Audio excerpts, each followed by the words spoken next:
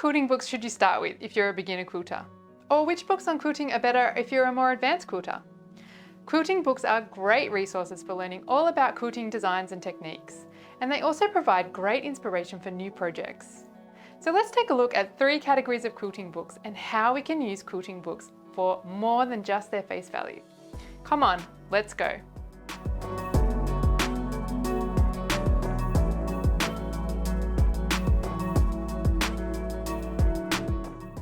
Hi, I'm Ali, a designer, maker and entrepreneur, and I teach quilters and designers like you how to design and write quilt patterns so you can confidently share your creativity and grow a creative business that you love.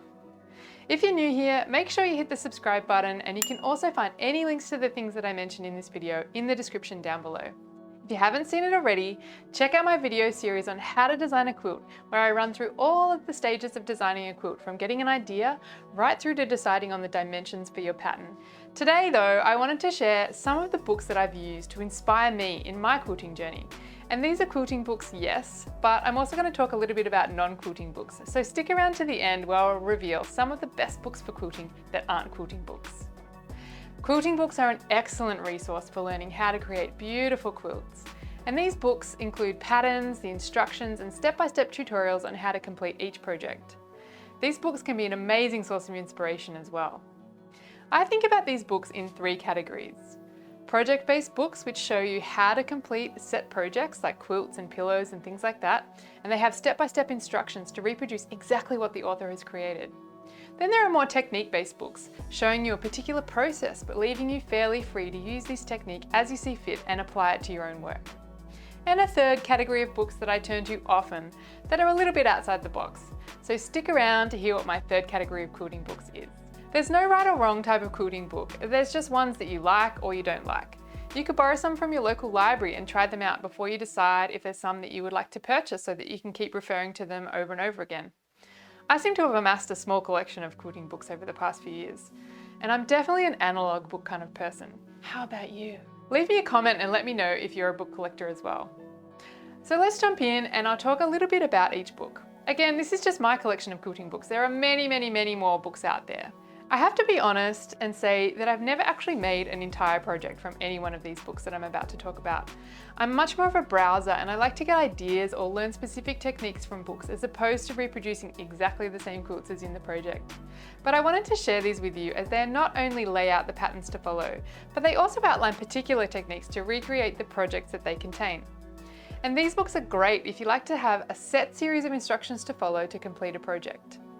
Here's Heather Black's book, which outlines her design process first before jumping into 4 of her project quilts, which use a lot of different techniques from applique to curves and a lot more. It has a super modern vibe, so if that's your jam, then you will really enjoy this book. The next book is Simple Geometric Quilting by Laura Preston. It's wonderfully clean and beautiful layout. She's got pattern instructions. She covers projects from all sizes, from pillows and baby quilts right up to queen size projects.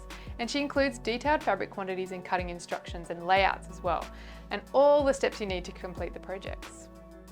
Lastly, I wanted to include Nicholas Ball's book, Inspiring Improv. Yes, it's an improv book in the project category, but he does go into the improv techniques he uses. But the majority of the book is really about how he uses those techniques in specific projects with steps on how to complete them and achieve that final outcome. Okay, so that wraps up quilting books I wanted to mention on projects.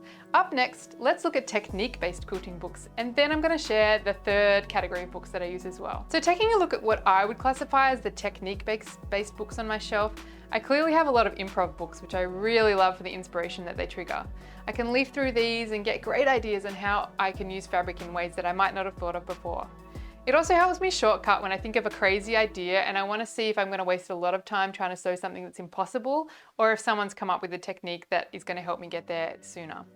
So an example of this might be something like a wonky checkerboard, and I might start sewing small squares together and then realize that someone's come up with a great technique, which is sew wonky strips and then cut them and repiece them back together again. Just an example. Another type of technique book is one like this, where you're learning a very specific technique.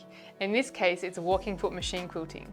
And this covers all the basics from how to set up your machine to the needles you need to use, as well as giving instructions on how to reproduce some of the walking foot designs. This book is particular in that Sherry Lynn sets out what she calls scores that give you a framework to work with, but ultimately the outcome is dictated by you. It has an extensive section on techniques which she uses in her quilt making, and that's why I've included it here in the techniques section. The final book is a masterpiece by Irene Roderick, and it goes deep and wide on the techniques she uses to make her quilts. There's a super short section on project quilting because ultimately the book is about the process that Irene uses. And her introduction clearly states that the real reason for the book is to be a guide for you to find your own creative voice through a process of letting go of all expectations, all plans, all patterns, which is actually so much harder than you think. Trust me. All right, we're almost there, so let's wrap up. We had a look at two categories of quilting books, project-based and technique-based, and I talked a bit about each of the books that I have in my quilting library. If you're starting out as a quilter, I would suggest looking for more project-based books, as these give you more guidelines to follow and they really explain in detail each of the techniques that you need to use to complete the projects. It's a great way to get inspiration and learning in one place. Overall, I'd say for technique-based books, if you're a more experienced quilter, I would have a look for these and you want help in a specific area that you know you've been challenged by in the past or even in current projects. And these types of books are less prescriptive and they allow you to make more choices in your own designs. Okay, so drum roll. Here is my bonus category of quilting books. Kids books. Say what? Well, bear with me. You might have seen the short video I did on all the quilts that appear in kids books, but this is not what I use these kids books for. I mostly love kid books for the color inspiration. I mean, just look at these. The colors are amazing. This one by Bronwyn Bancroft in particular is awesome. The shapes and the colors, they just get me thinking straight away about organic piecing and quilting. Olimpia Zagnoli is an Italian illustrator whose work I love. Her colors, her shapes, her clear design, it's just all drool worthy. And the last one is this fabulous book here, all about the stylization, the shapes and the colors as well, of course. All right, so there you have it, my 3 categories of quilting books that inspire me. If you like this video, give me a thumbs up and click to subscribe, and you can also check out the other videos on my channel as well. I'll see you next time, and in the meantime, don't forget that design is for every day.